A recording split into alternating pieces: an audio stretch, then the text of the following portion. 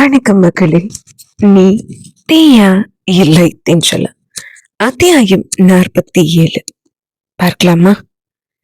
லதாவை தவிர அனைவரும் ஒரே வேனில் பிக்னிக் கிளம்பி விட்டனர்.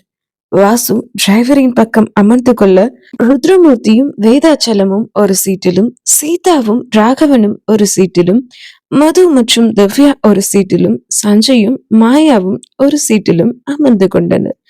வேனும் புறப்பட்டது. வேதாச்சலமும் ருத்ரமூர்த்தியும் தங்களுடைய பள்ளிக்கால நினைவுகளை பற்றி பேசிக் கொண்டிருந்தனர். பெரியப்பா, அப்படி என்னதான் நீங்களும் அங்கிளும் பேசுறீங்க? ரொம்ப நேரமா நானும் பாக்குறேன், சிரிச்சு சிரிச்சு பேசிட்டே வரீங்க. எங்களுக்கும் கொஞ்சம் சொல்லலாம்ல, நாங்களும் கேட்டு கொஞ்சம் சிரிப்போம்ல என்று சஞ்சய் கேட்க, வண்டி போற சத்தத்துல நான் பேசினா உனக்கு கேக்குமாப்பா என்றார் ருத்ரமூர்த்தி. அங்கிள், இந்த மைக்ல பேசுங்க, சஞ்சய்க்கு மட்டும் இல்ல, இங்க இருக்க எல்லாருக்குமே கேட்கும் என்று வாசு மைக்கை ருத்ரமூர்த்தியிடம் கொடுக்க பேச ஆரம்பித்தார் ருத்ரமூர்த்தி. எனக்கு அம்மா இல்ல, அப்பா மட்டும்தான். ரொம்ப கஷ்டப்படுற குடும்பம் தான்.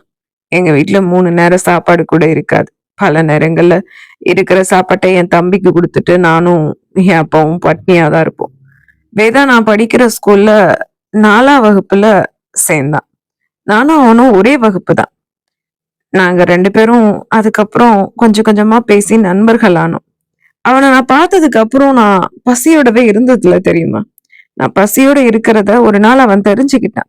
அன்னையில இருந்து அவன் சாப்பாடு எடுத்துட்டு வரும்போது எனக்கும் சேர்த்து எடுத்துட்டு வருவான் மதிய சாப்பாடு. என் அப்பாவுக்கு அவன் அப்பாட்ட சொல்லி நல்ல வேலை வாங்கி தந்தான். அதுக்கப்புறம் 3 வேலையும் நான், அப்பா, தம்பி 3 பேரும் நல்லா வயிறு நிறைய சாப்பிட்டோம். அவனை நான் சந்திச்சு கிட்டத்தட்ட 54 வருஷங்கள் ஆகிடுச்சு. இன்னைக்கு வரைக்கும் என்னோட இன்ப துன்பங்களை கூடவே இருக்கான் என் நண்பன். நான் கஷ்டப்படும் போது என் கஷ்டத்தை போக்க என் கூட நின்னதும் இவன் தான். நான் சந்தோஷப்படும் போது என்னை பார்த்து சந்தோஷப்பட்டதும் இவன் தான். வேதா என்னோட உயிர் தோழனா கிடைச்சதுக்கு நான் போன ஜென்மத்துல புண்ணியம் பண்ணி இருக்கணும் என்று ருத்ரமூர்த்தி நெகிழ்ந்து போய் கண்கள் கலங்கியபடி சொல்ல, டே ருத்ரா, என்னது சின்ன புள்ளத்தனமா என்று நண்பனின் கரங்களை பற்றி கொண்டார் வேதாச்சலம். ருத்ரமூர்த்தியின் கையில் இருந்த மைக்கை வாங்கிய வேதாச்சலம், என்னமோ என்ன பெரிய தியாகி மாதிரி ஃபீல் பண்ணி பேசுறான் என் நண்பன். நான் MBBS சீட்டுக்கு பணம் இல்லாம கஷ்டப்பட்டப்போ அவனோட வீடு நலன்னு எல்லாத்தையும் வித்து எனக்கு டாக்டர் சீட் வாங்கி கொடுத்தவன் என் ருத்ரா. ஒரு ஊரையே எதிர்த்து என்னோட காதல் மனைவியே எனக்கு திருமணம் பண்ணி வச்சவன் என் ருத்ரா. எனக்காக திருமணத்துல நடந்த சண்டையில கத்தி குத்தெல்லாம் வாங்கினவன் என் ருத்ரா. என் ருத்ரா அவன் வாழ்க்கையில எவ்வளவோ இழந்திருக்கலாம்.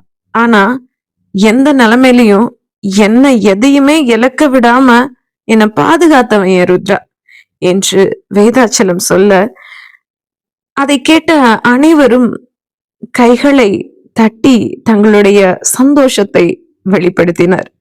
வாவ், சூப்பர் பெரியப்பா, சூப்பர் அங்கிள், என்ன ஒரு அழகான நட்பு உங்களோடது என்றான் சஞ்சய். சரி, ஃப்ரெண்ட்ஷிப் கதை கேட்டாச்சு. யாராவது நல்லா பாடுறவங்க இருந்தீங்கன்னா பாட்டு பாடுங்களேன் என்று வாசு சொல்ல, நல்லா பாடுவேனா என்றாள் திவ்யா. ஹே, சும்மா இருடி, நான் பாட மாட்டேன் என்றாள் மது.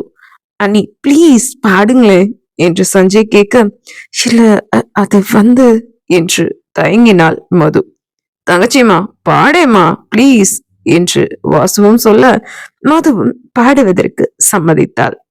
சொல்லத்தான் நினைக்கிறேன், சொல்லாம தவிக்கிறேன், காதல் சுகமானது, வாசப்படி ஓரமா வந்து வந்து பார்க்கும் தேடல் சுகமானது, அந்தி வயல் குழைத்த செய்த மருதாணி போல வெக்கங்கள் வர வைக்கிறாய், வெளியே சிரித்த நான் விளையாடினாலும் தனியே அழ வைக்கிறாய், இந்த ஜீவன் இன்னும் கூட ஏன் உயிர் தாங்குது, காதல் சுகமானது என்று மது பாடி முடிக்க, நீ எப்ப புள்ள சொல்ல போற, தப்பென்ன செஞ்ச தள்ளி போற, நீ வெறுவாயமில்லாம ஒரு வார்த்தை சொல்லு, சொல்ல பதிலேதும் இல்லைன்னா அடியோடு கொல்லு. நீ எப்ப நீ எப்ப புள்ள சொல்ல போற, பக்குவமா சூறாக்கி பட்டினிய நீ போக்கி, பெத்தவள கண் முன்னே கொண்டு வந்த நேத்து, என்னாச்சு அந்த பாசம், இதுலயும் இல்ல வேஷம், என் மேல என்ன பூவே ரோசம். நீ எப்ப நீ எப்ப புள்ள சொல்ல போற, தப்பென்ன செஞ்ச தள்ளி போற என்று ராகவனும் மதுவிற்கு எதிர்பாட்டு பாட, ராகவனுக்கு பாடக்கூட தெரியுமா என்று அனைவரும் அதிர்ந்து பார்த்தனர்.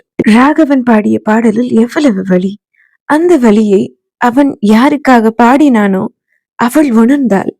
அதன் விளைவாக அவள் கண்களில் கண்ணீர் எட்டி பார்த்தது. யாரும் பார்க்கும் முன்னே அதை துடைத்துக் கொண்டாள் மது. வாவ் மச்சான், பாட்டு சூப்பர்டா. டேய், உனக்கு பாடக்கூட தெரியுமாடா?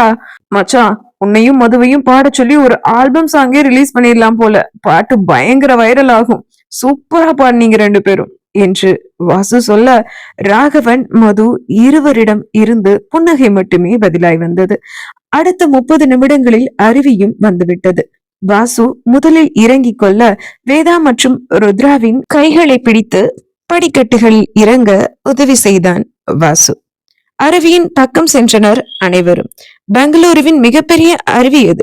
பார்க்கவே அவ்வளவு அழகாக இருந்தது. இயற்கை அன்னையின் மிகப்பெரிய கொடை இது. அனைவரும் அதை பார்த்து ரசித்தனர்.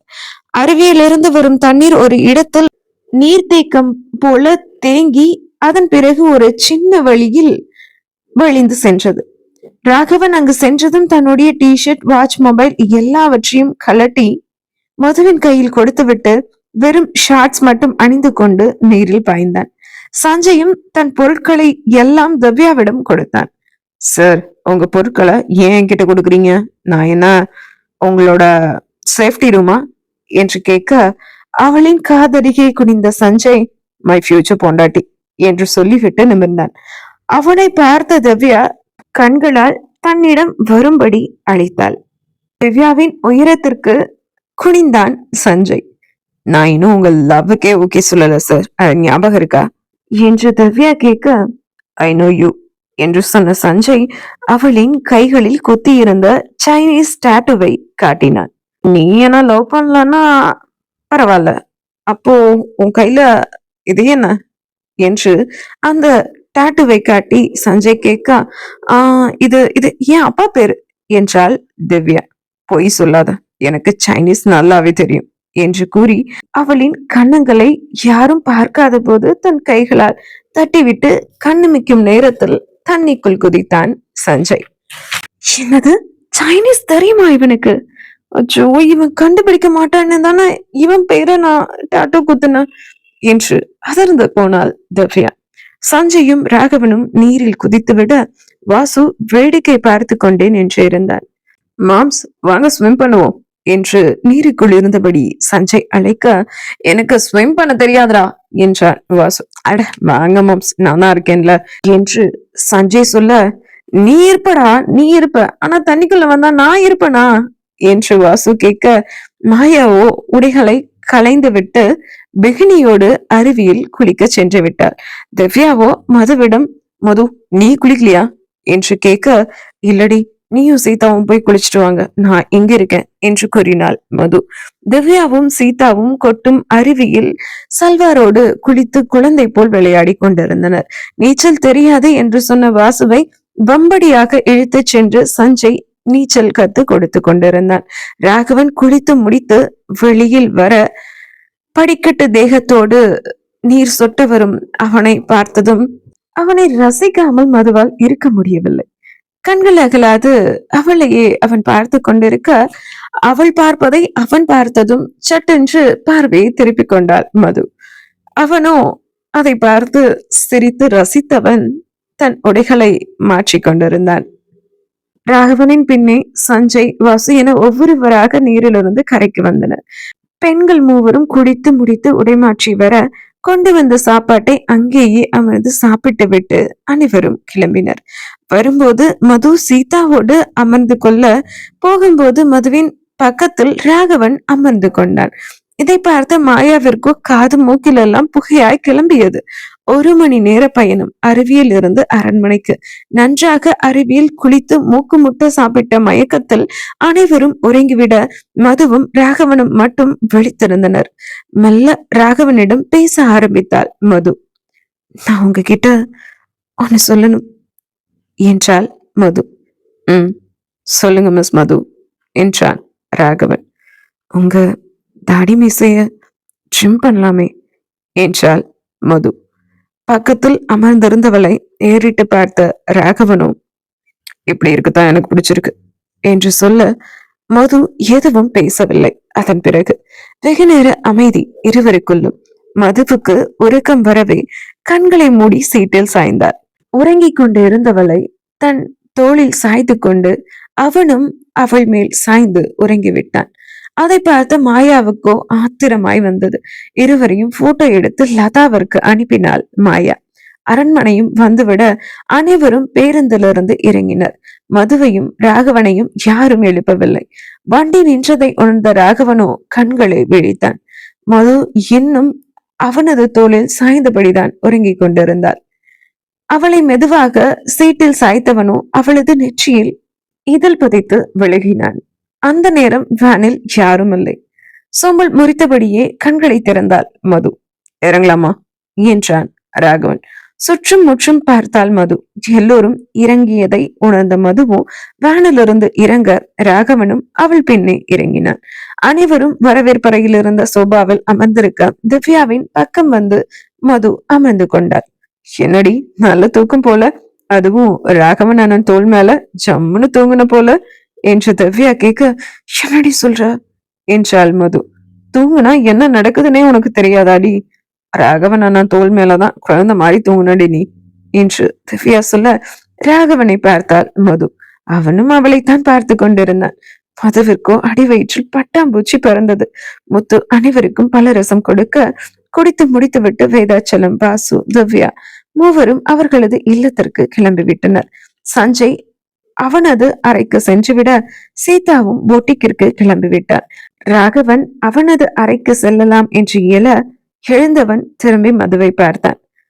அங்கு தனியாய் அமர்ந்திருந்த மதுவிடம், மது சீக்கிரம் 10 minutes தான் உனக்கு டைம், கிளம்பிடு, முக்கியமான ஒரு ஆளை பார்க்க போகணும் என்று சொல்லிவிட்டு படியேறி ராகவன் சென்று விட்டான். ராகவன் சொன்னது போலவே மதுவும் கிளம்பினார். ராகவன் மதுவை அழைத்து கொண்டு அவனுக்கு சொந்தமான பள்ளிக்கு சென்றான். எங்களுக்கு நம்ம வந்திருக்கோம் என்று மது கேட்க, சொல்றேன் என்றபடியே மதுவை அந்த பள்ளியின் விடுதிக்கு அழைத்து சென்றான் ராகவன். ராகவனை பார்த்ததும் அந்த விடுதியின் மேலாளர், வாங்க சார், உங்களுக்காகத்தான் அந்த பொண்ணு காத்துக்கிட்டு இருக்கு என்று சொல்லி விடுதியின் தோட்டத்திற்கு மதுவையும் ராகவனையும் அழைத்து சென்றாள். அங்கிருந்த நாற்காலியில் முதுகு காட்டி அமர்ந்திருந்தால் 16 வயது மதிக்கத்தக்க சிறு பெண். அங்கு சென்ற விடுதியின் மேலாளர், மதுஷா என்று அழைக்க திரும்பினாள் அந்த பெண். அந்த சிறு பெண்ணை பார்த்ததும், மதுஷா எங்க எப்படி என்று ராகவனிடம் மது கேட்க, அது அவகிட்டே கேளு என்றான் ராகவன். மதுவை பார்த்த அந்த பெண்ணோ, அக்கா உங்களை பாப்பேன்னு நான் நினைக்கவே இல்லை என்று சொல்லி ஓடி வந்து மதுவை அணைத்து கொண்டாள். மதுஷா நீ எப்படி இங்க என்று மது அவளிடம் கேட்க, அத நான் சொல்றேன் என்றபடியே ராகவனின் நண்பனான போலீஸ் அதிகாரி குமரன் அங்கு வந்தான்.